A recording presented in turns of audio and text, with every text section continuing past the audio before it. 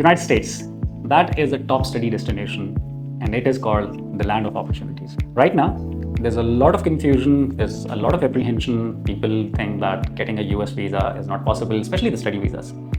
But that might not be true. So if you're somebody who is about to apply for their studies outside of Pakistan and you've been thinking about US, but more recently you've been reluctant, this video is for you, because in today's video, we are going to discuss that why applying for a US study visa is a great option. Stay tuned for the details. Are you ready to explore opportunities that await you overseas? We provide guidance on selecting the right program, university, and location, tailored for your professional goals and career. To achieve your overseas goals and aspirations, go global with Shalee Global. Welcome back. My name is Hassan Sharik. I am a regulated Canadian immigration consultant, an experienced international student counselor with more than 12 years of experience recruiting students from around the world for universities in Australia, Canada, USA, and now through my company, Shalee Global, which has offices in Lahore, Toronto, and Dubai. We recruit students for top universities around the world. So if you're interested in any of these, do consider subscribing and following our channels.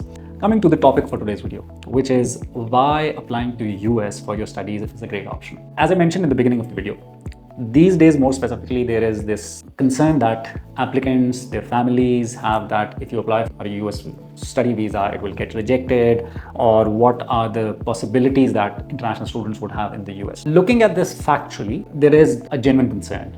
We've recently heard the story that even Harvard has been stopped from recruiting international students. But the reality remains that US is the top study destination. It is the biggest economy. And the fact is that whatever is happening with the context. So more recently, there was a news which went viral that, so many international students have been deported. Now, those who were deported or who were asked to leave, there was a reason. They were part of certain rallies or they were vocal about a certain cause, which the current administration didn't feel that they should have been. And because of that, they were asked to leave. This was a few hundred students of close to 1 million international students who are studying in the United States. Now, why I say that US is still a great option. Number one of the easiest visa applications, study visa applications, is US visa application. Some of you might raise your eyebrows at how come. See, if you have to apply for US study visa, you don't need to compile large set of documents, your financial documents, your statement of purpose, your other supporting documents, and then submit it either online or through an embassy or a high commission. Rather than that, for a US visa, it is so simple that there is a form called DS-160. You just fill that form, you upload your picture, you provide your personal details, you provide your educational detail, like where do you intend to study, and that's all. So no need of having those bank statements and affidavit of support and all that. So first, the simplicity of application process. Also keep in mind that unlike some other destinations like UK and Australia and Canada, where if you're applying for a study visa, you have to maintain a bank statement for months and months. This is not required for US. When you apply to a US university and you want to accept the offer, a lot of times they have a very small deposit amount required. Sometimes just a few $100, $200 to $300. But if you compare that with Australia, Canada, UK, usually one semester tuition fee has to be deposited upfront before you can get the relevant document for your visa application. So this is much easier when it comes to US. For a lot of master's applicants, it is just $200 to $300 as the deposit for I-20. Also, when the university asks you for a bank statement for the purpose of I-20 issuance, they never ask you that you need to have these funds maintained for like a month or 2 months or 3 months. When it comes to UK, you need to have the funds, the required amount of funds maintained for at least 28 days. For US, if you just had that deposit and you provide the statement, absolutely fine, you get your I-20 issue. Then with the visa application, the benefit is that you go yourself and present yourself. Each applicant books an interview, goes there in person, and then the visa officer will ask you questions, and based on that, those questions and answers, your decision will be made. So you actually get an opportunity, and usually the US visa interview is only about 2 to 3 minutes. They'll ask you questions which are very basic that any genuine student who's done some research must be knowing. Now, what are these? Why did you pick US? Why did you pick this particular university? So somebody who's done that research, proper thorough research, should know this. And we as educational counselors, when we guide students and we apply for your admission and then assist you with your visa application, we prepare students on these questions and how to best tackle them. Because again, for somebody who's an 18-year-old kid and going there for a visa interview for the very first time, they may not have the knowledge about what could be asked and how best to answer that. Having said that, if you're good in communication and you've done your thorough research, you will get the opportunity to answer these questions. And if you provide answers in a convincing manner, and you are able to convince the officer that you're a genuine, legit student, you get a visa granted. Whereas in countries like Canada, Australia, UK, like with Canada, you submit a lot of documents on the online application portal, and the officer only looks at those documents and then makes a decision. These days, AI is being used to make these decisions. So there is a possibility that you have a very strong candidature, but because the way the documents were submitted or presented, your Canadian study visa gets rejected. In comparison, the US visa officer gives you an opportunity to present yourself. So, again, I believe that this is a stark difference when you're applying for a US study visa. Now, with that, also keep in mind that when it comes to processing times for certain other countries like Canada and Australia, the processing times can be months. So you submit an application, say in July, and you're waiting up until mid-August, and you don't know when the outcome will be. Sometimes it's weeks.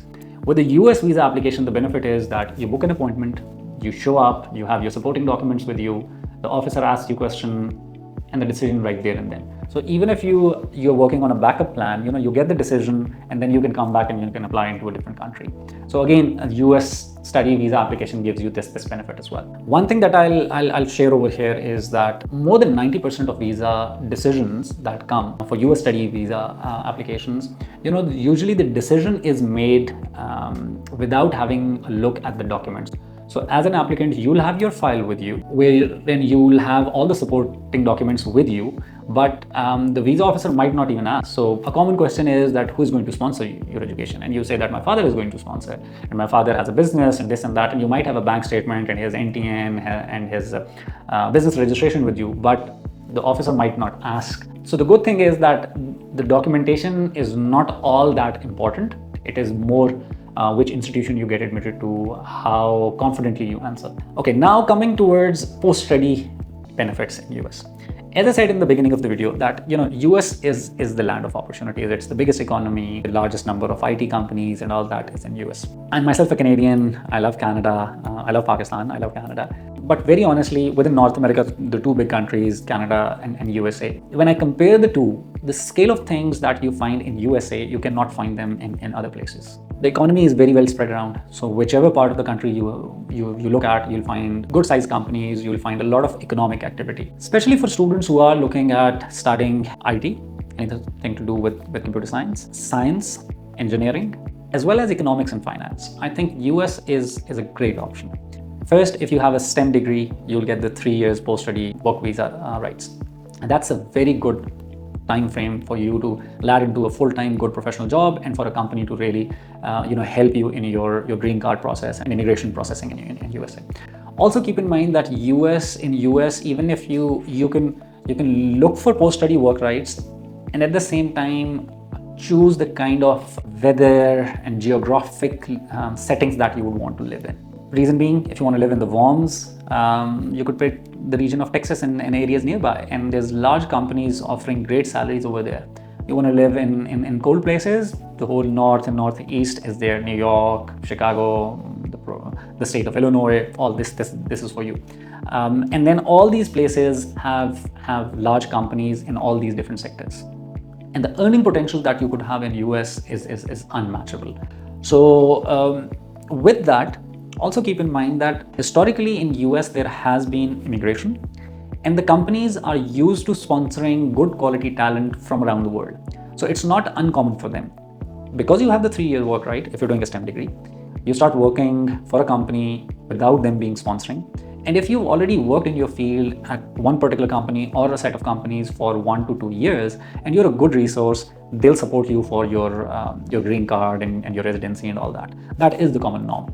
So though a lot of people right now are apprehensive that what will happen with US immigration policies and all of that, keep in mind right now, the current administration is actually trying to work on a policy where they're trying to bring back a lot of jobs into the US economy that went out because of outsourcing and all that. So what is going to happen is that in next 2 to 3 years, there are more and more jobs which are going to be created inside the US. So if you go join US right now as a student, say for instance, if you're going there for your master's and you'll do a master's in 2 years, and then you have the OPT for 3 years, in 3 to 4 years time, there are going to be more jobs onshore. So what is happening is ultimately going to benefit you, the international students. So with this, I'll close this video.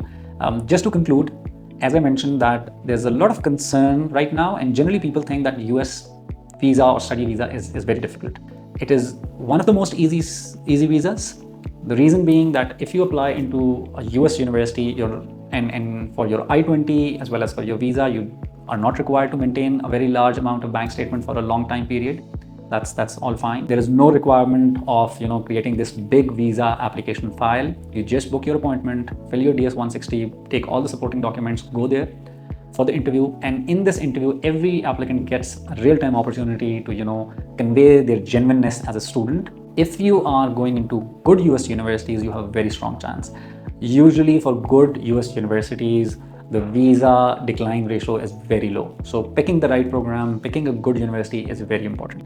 And once you graduate, the post-study work right opportunities that you'll get in US are really a league apart. So for this reason, if you are thinking about studying outside of Pakistan and US is one of your options, or your kid is planning on doing this and you've shortlisted US as one of the top study destinations with your kid, do not just back out because of the current news or the rumor mill that is there.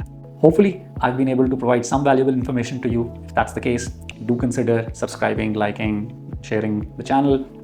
If you have any comments, post that in the comment section. And if you or your child wants to get professional advice about admissions in USA, Canada, Australia, or any other study destination, or need help with the visa application, do consider contacting our team here in Lahore, Dubai, and Toronto, and we'll be more than happy to guide you in your study abroad dreams. With that, I'll ask for leave. Take care. Bye-bye.